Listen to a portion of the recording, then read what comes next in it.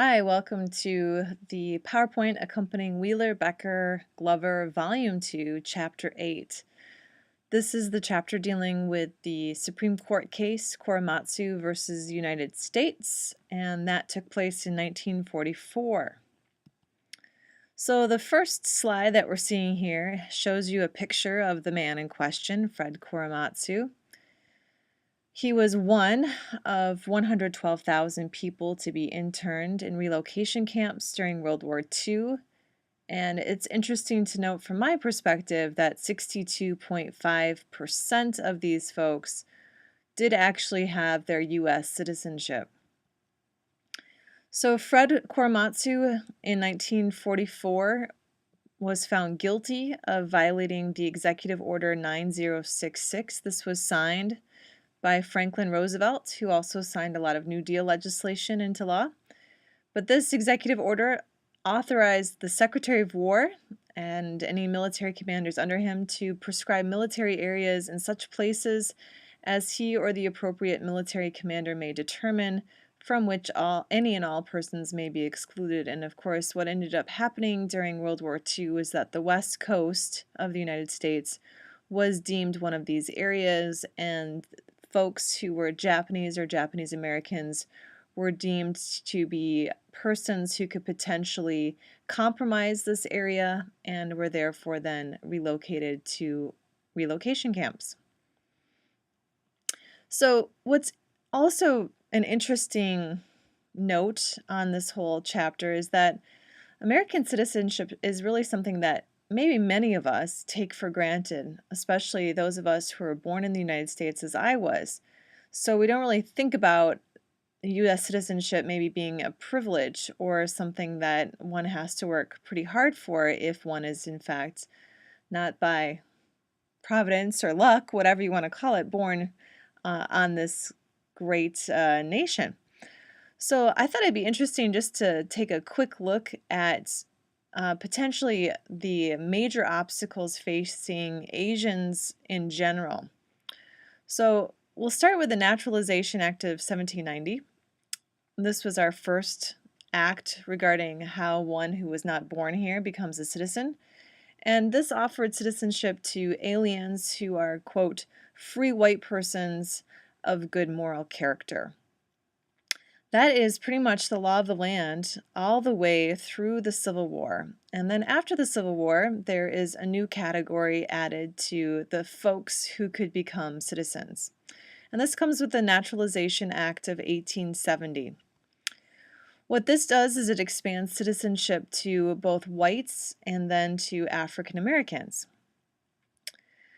And then, of course, one of the things we've mentioned already is the Chinese Exclusion Act of 1882. This actually banned Chinese from coming into this country, and that was, as you remember, I hope, due to pressure from folks on the West Coast who did not want to compete with the Chinese for jobs, but also thought the Chinese were particularly unassimilable and had retained too much of their Chinese culture, language, and religion. And another thing to mention is the precarious situation for Native Americans. And the Dawes Act of 1887 tried to encourage Native Americans to assimilate. So what you'll notice here in the Dawes Act is it offers what I'm calling a conditional citizenship to Native Americans who took an allotment. And by that, all I mean is in the 1880s, when Native Americans were moved onto reservations, most of the tribes continued to have a tribal ownership of land. And what the government did with this legislation was to break up that tribal land and then offer allotments of 160 acres to willing Native Americans who would take them. And the idea then was that a Native American would then have a private ownership of land, and then to Native Americans who wanted to live separately from the tribe and become civilized, according to the standards of the 1880s, they could become citizens. So citizenship was not offered to Native Americans who retained their tribal identity, and many Native Americans also were not necessarily interested in U.S. citizenship because, of course, they considered themselves to be citizens of their tribe. And then in 1907, This is the gentleman's agreement. This is the agreement that was kind of an informal formality with Theodore Roosevelt making a deal with the government of Japan so that the government of Japan would not offer more visas to Japanese who are looking to come to this country. And in exchange, Theodore Roosevelt said that he would encourage California to stop segregating its public schools and let Japanese and Japanese Americans be educated alongside white children in California public schools. Now, I thought I would just mention, too, the 1908 case of John Svan. He was a Finnish immigrant who was living in Minnesota in 1908, and because Finns were classified as Mongolian, and Mongolian was just a term that was used as a racial classification for Asian immigrants, Svan could not actually become a citizen because Mongolians were barred from citizenship because they were not white. They were Mongolian. So John Svan actually petitioned in a Minnesota federal court to contest the labeling of Finns as Mongolians, claiming that he was instead white and therefore allowed to apply for U.S. citizenship. And so John Svan's case was heard, and the federal judge actually said, okay, that makes sense that Finns are more white than Mongolian, and so the court actually granted Svan's petition, legally changing his racial identity from Mongolian to white, and therefore reclassifying Finns as white people. So until 1908, Finnish people were not considered white. Kind of an interesting fact. I don't actually happen to have a picture of John Svan, so I substituted this picture of a Finnish immigrant family in front of their first shelter, which was later turned into a sauna. Okay, a short history of American citizenship continues. In 1922, there was a challenge to the classifications with regard to citizenship in the case of Ozawa versus United States. And you read about that a little bit, or you will read about it a little bit in the text. And the Supreme Court basically upholds the earlier naturalization law and said that Japanese immigrants were ineligible to become naturalized citizens. A person of Japanese extraction who was living in the United States was ineligible to apply for citizenship. Okay. We also get in 1924 a couple of different changes with regard to immigration and citizenship. We have the National Origins Act, 1924, which severely limits immigration from Southern and Eastern Europe. We also have the unfortunately titled Oriental Exclusion Act of 1924, which prohibits most immigration from Asia. And yet, at the same time, we have the Indian Citizenship Act of 1924 that does not refer to Indians from Asia, but it granted citizenship to all Native Americans who had been born in the United States. So this actually makes more complete the conditional citizenship that had been offered under the Dawes Act. And that finally brings us to World War II. So just so you know, I'm not asking on the quiz for you to know all the individual pieces of legislation, but I think I'm just trying to demonstrate the point that for people not born in this country, citizenship had been kind of an exclusive club, shall we say, for many, many years and continued to be so in World War II. So with regard to citizenship in World War II, there are two categories of Japanese folks living in the United States. We have the Issei, who are Japanese immigrants living in the United States but had been born in Japan and were thus ineligible for citizenship, and that's due to the 1870 Naturalization Act, which only made citizenship eligible for whites and blacks. And then we have the Nisei, people of Japanese ancestry who had been, though, born in the United States. So sometimes we refer to Nisei as second and third generation folks because it's often the second and third generation who are born in the country that's been adopted by their parents or grandparents. And so because of a clause in the 14th Amendment which said all persons born in the United States are citizens of the United States and of the state wherein they reside. That was passed already back in 1868. So in 1868, the 14th Amendment says very clearly, if you're born here, you're a citizen. Of course, at first it referred to African Americans because their citizenship was very much in question in 1868. But that then also applies to folks who come later. And so people who are from Japan in terms of their ancestry but are born here are in fact citizens. And so what's interesting about the executive order, and I think this is probably the most controversial part of the executive order, even though many parts of it are controversial, is that it applied to both categories of folks. And the textbook points out that convinced that some Issei and Nisei were loyal to the United States, but others were not, and that it was impossible to tell who was loyal from those who was disloyal. These mistaken patriots, for these mistaken patriots, the only solution was to remove them all.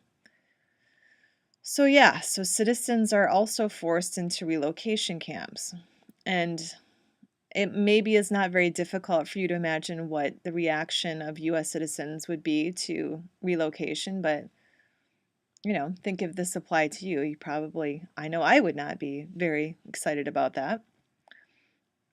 And so maybe some of you are thinking, well, this makes sense, right? It's World War II. We need to have some security. We've already talked about how liberty sometimes, gets diminished in the need for security, but maybe others of you are completely outraged at this, thinking there's no way in which security, the need for security justifies this kind of infraction.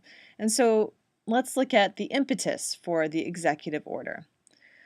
The pressure for this executive order is highest in the initial months and maybe even years, but especially the initial months after the attack at Pearl Harbor. So in the wake of Pearl Harbor, there was a lot of fear, some would even say hysteria, that, hey, the Japanese have already hit Hawaii. What's to stop them from hitting the West Coast? And what made them so successful in attacking Pearl Harbor? Is something going on? Is there espionage, sabotage, etc.?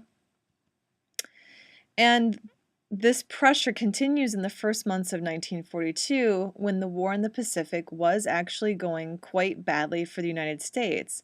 And one of the things to recall is that the Japanese strategy was to move as quickly as possible through the Pacific before the United States could gather its resources. So this is mentioned on 241. The Japanese intention was a quick war with America to achieve its goals, and therefore there was this thought that the threat of an attack on the mainland USA, particularly on the West Coast, because that's closer to Japan, seemed very real, and it caused a great deal of panic. And of course, I have here for you source 25 from an earlier chapter. This was from the chapter actually in World War I. There's a lot of very heightened feelings about the Japanese population in the wake of some of their successes in the Pacific, particularly on the island of the Philippines, where prisoners that had been taken by the Japanese were forced to march for many miles, and many had died, and it's not a good situation. The pressure, too, for this executive order is also widespread, and the textbook does a really nice job documenting all the different groups, all the different peoples who are saying, we need to do something about this potential problem of the Japanese and Japanese Americans on the West Coast who could be potentially aiding the enemy. So we've got the press, we've got agricultural lobbies, we've got interest groups, we've got West Coast politicians, and we also have General John DeWitt, who, even though he expressed some reservations about removing American citizens, still thought the Japanese population was potentially a problem, in that they might be working with the Japanese government back home, as the thought went. I've included this slide too just to show you that even beloved Dr. Seuss was one of these people who was very concerned that the Japanese population on the West Coast, regardless of whether they're citizens, non-citizens, really was, as he has here, waiting for the signal from home. So there was this sense that the Japanese population, whether first generation, second generation, citizen, non-citizen, was more loyal still to the country of their origin rather than the country they had adopted, which, as your textbook indicates, is not true, but that was the concern in the 1940s. And so the Japanese and Japanese American population relocated. This shows the population waiting to board railroad cars after going to assembly centers and then to be relocated. And the next slide here just shows a map of the relocation camps where Japanese Americans went during World War II. Probably one of the most famous is the one in California. This is the camp called Manzanar. This is one of these places where if you want, you can still drive past on your way up to Lone Pine, and if you want to go hiking at Mount Whitney, which is the highest point in the contiguous 48 states, you'll actually end up driving sort of right past it on your way to that portal. And there's sort of, it's bleak and yet beautiful landscape, but they wanted to remove people to these places that were completely out of the way and where there would be no connection really to the outside world. Okay, this might all be very depressing depending on your point of view, and I don't know what you're thinking at this point, but it might be helpful to know that relocation was not the end of the story, and the textbook does mention this. So even before the end of the war, the Roosevelt administration was sort of wondering about maybe dismantling some of these camps. And so there's already, a realization that in fact the Japanese population, the Japanese American population was not the threat, and that at this point in 1944, the attack on the mainland was probably not going to happen because at this point the Americans were being quite successful in the Pacific.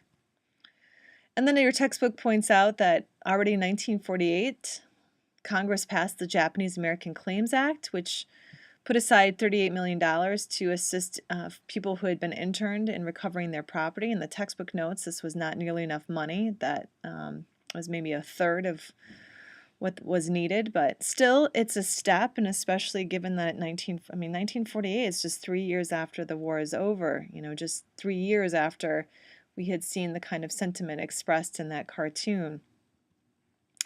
And then interesting too is in 1951 the movie Go for Broke, which documented the heroics of the 442nd Regimental Combat Team, which was this volunteer regiment that was one of the most highly decorated teams in World War II. I've included a link to the YouTube video. You can actually watch the whole thing on YouTube. I know you have nothing else to do this summer, right?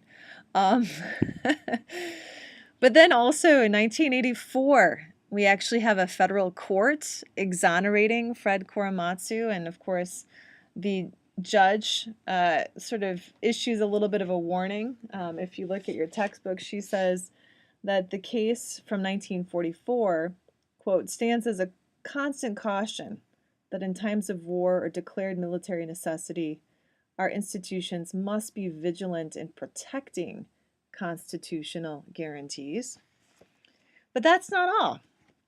In 1988, Congress actually voted to award $20,000 and a public apology to the surviving 60,000 Japanese Americans. So I think that's a pretty significant action on the part of Congress. And of course, there had already been some investigations about why we had, the policy that we did during World War II. But the fact that there is a public apology, that's actually quite a big thing to offer to the surviving 60,000 Japanese Americans who had been interned during World War II. So Maybe it doesn't make it all the way better. I don't think it makes it all the way better, but I think acknowledging mistakes is actually a pretty heroic thing to do too. It would be nice if mistakes weren't made in the first place, but they are, and so it's good to acknowledge them, I guess. I hope you enjoy reading the chapter. It's a little difficult to wade through some of those opinions from the Supreme Court justices, but I think if you can stick with it, you'll find some very interesting justifications as well as oppositions. There were dissenters in the Supreme Court, and I think that's worth noting as well. Not everybody was on board with this policy. All right, thanks for listening.